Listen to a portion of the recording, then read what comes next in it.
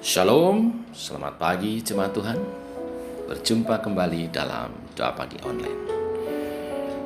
Di pagi yang indah ini, mari hampiri Tuhan, bersyukur atas kasih setianya, pimpinan dan penyertaannya, dan datang dengan penuh kerinduan untuk semakin hari, semakin memuliakan Tuhan. Kasih setiamu yang kurasakan. Kasih setiamu yang kurasakan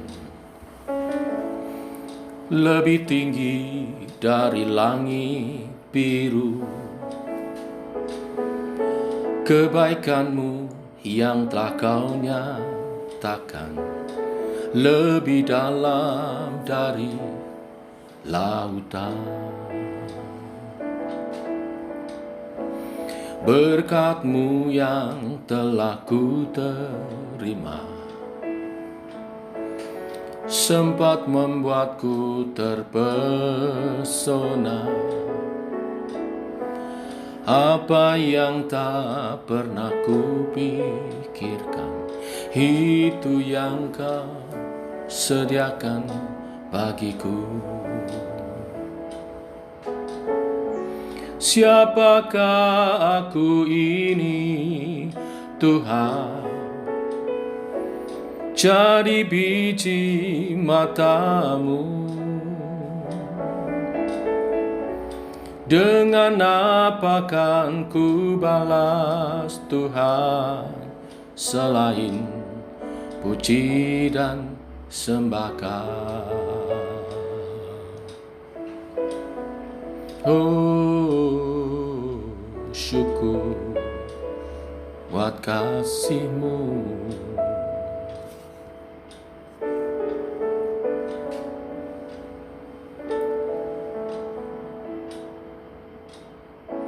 Berkat-Mu yang telah ku terima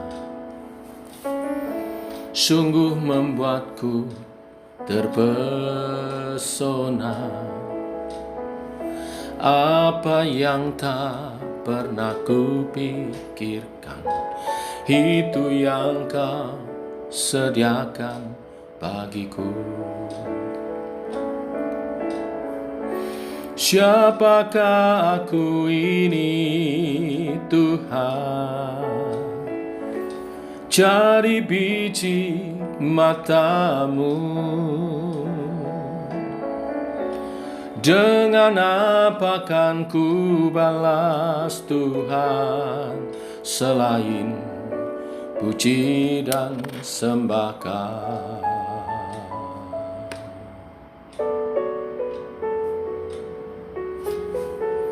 Puji dan sembahkan Tuhan. Siapakah aku ini, Tuhan? Jadi biji mata-Mu. Dengan apa kan ku balas Tuhan, selain puji dan sembahkan?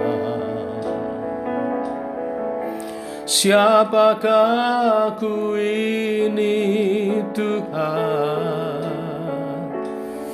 Jadi biji mata-Mu. Dengan apa kan ku balas Tuhan, selain puji dan sembahkan? Dengan apa kan ku balas Tuhan, selain puji dan sembahkan? Selain puji dan sembahkan,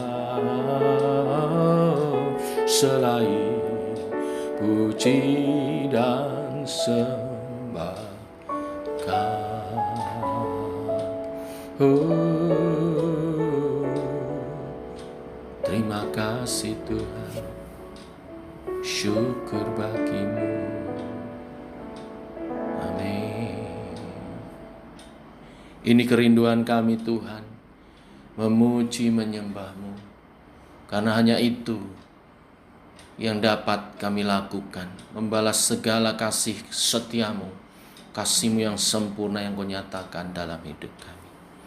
Teguhkan oleh kebenaran firman untuk kami menjadi penyembah-penyembah yang benar dalam kehidupan kami, dalam roh, dalam kebenaran. Amin. Bapak Ibu, kita lanjutkan sesi pembacaan firman dan pembahasan masih dalam tema-tema akhir zaman. Matius pasal 25 ayat 1 sampai dengan yang ke-13. Judul perikop, gadis-gadis yang bijaksana dan gadis-gadis yang bodoh. Demikian firman Tuhan. Pada waktu itu, hal kerajaan surga seumpama 10 gadis yang mengambil pelitanya dan pergi menyongsong mempelai laki-laki. 5 diantaranya bodoh dan 5 bijaksana. Gadis-gadis yang bodoh itu membawa pelita tetapi tidak membawa minyak. Sedangkan gadis-gadis yang bijaksana itu membawa pelitanya dan juga minyak dalam buli-buli mereka. Tetapi karena mempelai itu lama tidak datang-datang juga, mengantuklah mereka semua lalu tertidur. Waktu tengah malam terdengarlah suara yang berseru, "Mempelai datang, songsonglah dia." Gadis-gadis itu pun bangun semuanya lalu membereskan pelita mereka. Gadis-gadis yang bodoh berkata kepada gadis-gadis yang bijaksana, "Berikanlah kami sedikit dari minyak-Mu itu, sebab pelita kami hampir padam." Tetapi jawab gadis-gadis yang bijaksana itu, "Tidak, nanti tidak cukup untuk kami dan untuk kamu. Lebih baik kamu pergi kepada penjual minyak dan beli di situ." Akan tetapi waktu mereka sedang pergi untuk membelinya, datanglah mempelai itu dan mereka yang telah siap sedia masuk bersama-sama dengan dia ke ruang perjamuan kawin, lalu pintu ditutup. Kemudian datang juga gadis-gadis yang lain itu dan berkata, "Tuan, Tuan, bukakanlah kami pintu." Tetapi ia menjawab, "Aku berkata kepadamu, sesungguhnya aku tidak mengenal kamu. Karena itu berjaga-jagalah, sebab kamu tidak tahu akan hari maupun akan saatnya." Amin. Bapak Ibu, perumpamaan ini jelas menekankan supaya kita selalu siap sedia dan berjaga-jaga menghadapi akhir zaman atau hari kedatangan Tuhan Yesus kedua kali. Kalimat awal hal kerajaan surga menunjukkan bahwa perikop ini ditujukan kepada gereja Tuhan, lingkungan kekristenan, bukan kepada orang yang tidak percaya. Saya katakan 5 gadis yang bijaksana menggambarkan orang Kristen yang sejati, dan 5 gadis yang bodoh menggambarkan orang Kristen KTP. Dan penekanan dari perikop ini adalah ditekankan perlunya ketekunan dalam bersiap sedia menghadapi kedatangan Tuhan Yesus yang kedua kalinya. Tindakan bersiap sedia yang tidak disertai ketekunan sampai akhir akan sia-sia. Hal ini digambarkan dari persiapan 5 gadis yang bodoh. Mereka mempunyai pelita tetapi tidak membawa cadangan minyak. Jelas gadis-gadis bodoh ini mengadakan persiapan tetapi tidak maksimal, tidak sampai akhir sehingga sia-sia sama sekali. Adalah mungkin bagi seorang percaya melakukan persiapan tetapi tidak maksimal. Seperti 5 gadis bodoh, bukan mereka tidak melakukan persiapan sama sekali. Mereka melakukan persiapan, yaitu membawa pelita dengan minyak di dalamnya, tetapi persiapan mereka tidak memadai karena mereka tidak membawa cadangan minyak itu, sehingga tidak cukup. Kesalahan mereka terletak bukan pada apa yang mereka lakukan, tetapi justru kepada apa yang mereka tidak melakukan, yang istilah populernya adalah dosa pasif. Jangan sekali-kali membatasi persiapan saudara dengan pemikiran bahwa apa yang saudara lakukan itu sudah cukup. Misalnya, sudah cukup saya ke gereja hari Minggu saja, saya tidak perlu ikut pemahaman Alkitab, sudah cukup saya ikut kebaktian, tidak perlu ikut persekutuan doa, tidak perlu berdoa setiap hari, yang penting Kristen dan ibadah hari Minggu. Oh tidak, bisa saja itu sudah cukup dalam pandangan saudara, tetapi tidak memadai dalam pandangan Allah. Hati-hati dengan dosa pasif. Dosa justru karena kita tidak melakukannya. Lalu di ayat 8-12, para gadis itu meminta minyak dan lalu berusaha untuk membeli minyak. Ya, tetapi akhirnya ditolak untuk masuk ke pesta. Ini merupakan peringatan bagi pertobatan yang terlambat. Kesempatan-kesempatan yang hilang atau disia-siakan tidak pernah akan datang kembali atau terulang kembali. Jadi manfaatkan setiap waktu. Ya, hidup ini adalah kesempatan, kata lagu rohani yang selalu mengingatkan kita untuk melayani. Jangan menunda persiapan saudara, lakukan sekarang sebelum semuanya terlambat. Dan kalau saudara mau rajin dan giat bagi Tuhan, rajinlah sekarang. Besok mungkin sudah terlambat. Jangan menunda-nunda. Besoklah kalau keadaan lebih baik, besoklah kalau lebih slow, besoklah kalau lebih akhirnya terlambat. Jadi jangan menunda-nunda. Di ayat 9, gadis-gadis yang bijaksana tidak mau membagi minyaknya ketika diminta.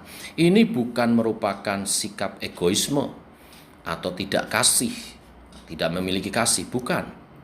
Memang ada hal-hal yang tidak bisa dibagikan kepada orang lain dalam hal rohani. Seperti iman, itu harus dibangun sendiri. Keselamatan, itu harus diraih sendiri bersama Yesus. Ketaatan, hubungan dengan Tuhan, termasuk persiapan-persiapan menghadapi kedatangan Yesus kedua kali.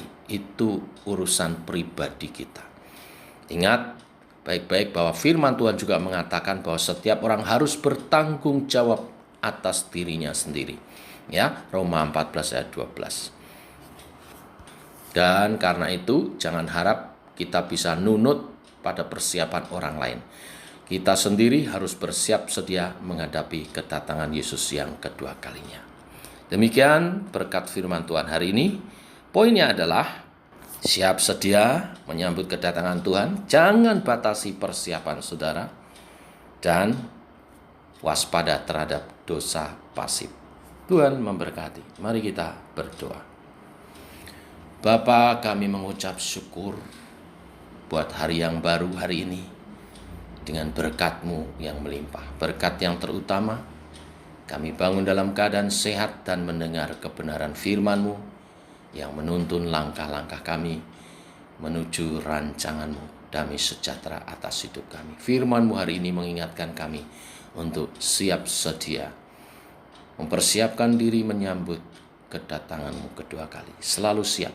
Dan kami tidak boleh membatasi persiapan kami. Kami harus makin hari makin giat karena waktunya tidak banyak. Dan kami harus berhati-hati terhadap dosa pasif. Tuhan, pimpinlah kami Allah Roh Kudus. Terus berkobar, memberi semangat kepada kami menyambut Tuhan Yesus datang kedua kali, menyongsong Engkau di awan-awan. Tuhan, bimbinglah kami. Hari ini secara khusus kami berdoa menyerahkan keluarga kami, pasangan hidup, anak-anak yang Kau karuniakan kepada kami. Setiap pria-prianya Allah, biarlah kami seperti Kristus bagi jemaat, memberi hidup kami kepada setiap keluarga, pasangan hidup anak-anak kami. Sebagai imam, nabi dan raja bagi mereka, menjadi teladan iman dalam ibadah kami, dalam kekudusan kami, dalam semangat kami menjalani hidup, bekerja dan bertanggung jawab, memberi ketentraman dan kecukupan.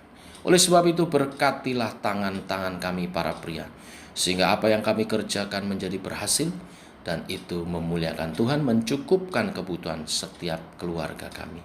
Nama Tuhan dimuliakan. Berkati pasangan hidup kami, sebagai penolong yang sepadan. Tuhan menolong dalam kasih sayang Tuhan, para istri mengerjakan tugasnya dengan baik, merawat anak-anak, membina keluarga, dan penuh kasih sayang di dalam kesatuan di dalam Kristus. Sebagai kawan pewaris, rekan sekerja, dalam doa dan pergumulan Engkau menyertai para istri, mendampingi suami menjawab tugas dan panggilan mereka kepada Tuhan atas rumah tangga. Terima kasih Tuhan, berkati juga anak-anak kami, masa depan mereka, kehidupan mereka. Tuhan berkati, arahkan anak-anak kami melalui kami para orang tua, biar anak-anak menjadi seperti anak panah di tangan pahlawan. Kami hidup dalam takut akan Tuhan, mengarahkan mereka di dalam firman dan roh, di dalam iman percaya. Jaga lindungi pergaulan mereka dari yang jahat, dari pergaulan bebas, dari narkoba. Jauhkan semua yang jahat itu. Jauhkan dari orang-orang jahat, dan sertai anak-anak kami, buat mereka berhasil dalam studi, dalam pekerjaannya, dalam masa depannya. Terpuji namamu Tuhan. Apa yang menjadi cita-cita dan kerinduan keluarga kami, Tuhan memberkati, Tuhan menyatakannya untuk menjadi kesaksian kemuliaan bagi namamu. Terpuji namamu Tuhan. Kami juga berdoa untuk keluarga rohani kami, yaitu komunitas gereja Isa Al-Masih, di mana kami bertumbuh bersama. Engkau menolong kami Tuhan, menjadi berkat sebagai tubuh Kristus, membangun satu dengan yang lain. Nama Tuhan dimuliakan. Terpuji namamu, dalam nama Tuhan Yesus Kristus. Amin. Demikian doa pagi kita saudara. Selamat pagi, selamat berjalan bersama dengan Kristus. Shalom.